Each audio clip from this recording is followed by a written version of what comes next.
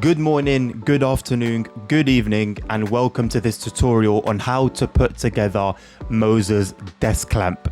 First things first, the screws. As you can see here, I've got 18 screws lined up. Alongside these 18 screws, you should have 18 regular washers. These are the completely flat pieces and they're pretty thin as well. And you should have 14 what I believe are called locking nuts. Please correct me in the comments if I'm incorrect. And these are slightly thicker with a break at some point. So if you see the break, don't worry, doesn't mean that your product is damaged. That is how they should come. And all the shorter screws are going to have these locking nuts. So you might want to prepare that from now. So place the locking nut first onto one of the shorter screws. And then you want to follow that with a washer, and you want to make sure that all the short screws have the locking nut mechanism, and that will leave 4 of your longer screws with just a washer.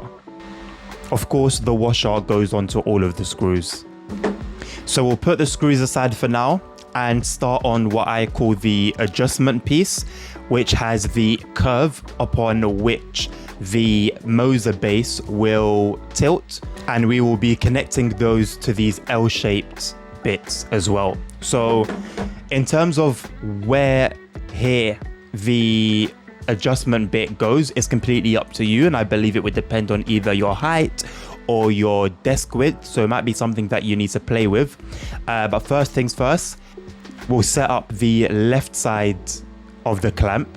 So what you want to do is ensure that your L-shaped facing with the short side facing forwards.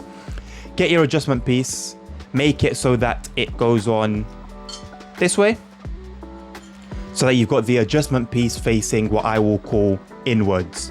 And I personally am happy using the first hole and the third hole. And we'll be using one of the shorter screws with the locking nuts for these 2 bits. So the final product should look like this. Feel free to screw in the screws as tightly as you can, as we won't be needing to move them later on. So this, once again, will be the left side of your clamp. Next up, we need to do the same for the right side of the clamp. However, we will need to mirror what we've done with our left side. So once again, with your L-shaped piece in this rotation, we need the outside area of the adjustment bit to face inside, so that it ends up looking something like that. Once again, use the shorter screws with the locking nut to put these together. And once again, the result should look a little something like this.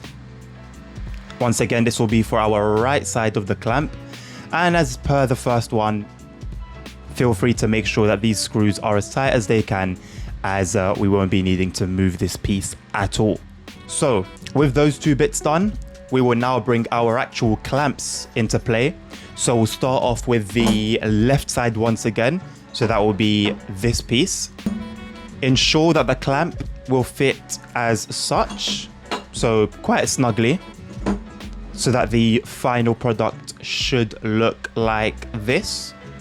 And to put these together, we'll need to screw in through the holes here. And for that, we'll need the longer screws with the locking nuts. We will only need 2. Once again, feel free to screw these in as tightly as you can. So once done, it should look a little something like this, and you can kind of start to see it taking shape now. Once again, this is the left side of the clamp. As you can see, we've got the screws in there nice and tight. And we'll move on to the right side of the clamp. Once again, that's what the right side L and adjustment bit should be looking like. And once again, we'll ensure the bits fit nice and snugly. So we'll be doing the exact same thing. 2 of the longer screws with the locking nuts at the top, as tightly as you can. And the final product should look like this. Once again, this is the right side of the clamp. Now, as we're getting close to the end, we have our final solo piece, and this is where the Moza base will actually sit. So to connect this part to what we've got already, we want to ensure that the singular hole on the side of this piece is towards the back, as the sort of legs are going down. And we want to ensure that that hole lines up. If I grab the left side clamp piece, we want to ensure it lines up with that, so that it ends up being something similar to that. And then ensure that as you screw that in, it's loose enough so that the piece can rotate, but tight enough that it won't fall out. And you want to use, for this one of the shorter screws with a locking nut. So this is what the piece should look like afterwards. We've screwed in the hole, and as you can see, these holes are still visible, and that is where the tilting action will occur. So once again, this is the left side of the clamp. So as you can see, it's starting to really take shape now. And let's get cracking on with the right side. So we've done the exact same thing on the right side, ensured that it's screwed in enough that it won't fall out, but that will also still keep these holes visible. And those will be our next task.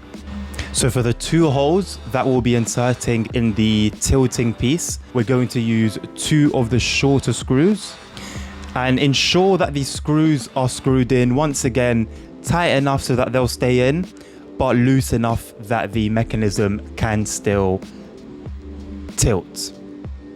And of course, we'll do the same on the other side. And now the main clamp is done.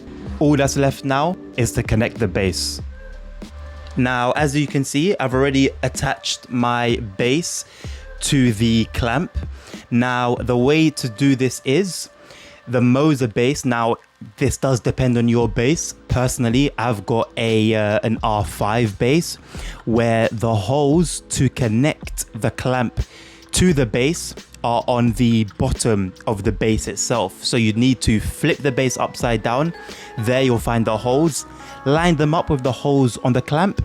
Use the remaining 4 longer screws, and then that is literally done. I hope this video has been helpful to you. If it has, please let me know down below. Let me know by dropping a like as well, and I'll catch you on the next one. Take care. Peace out.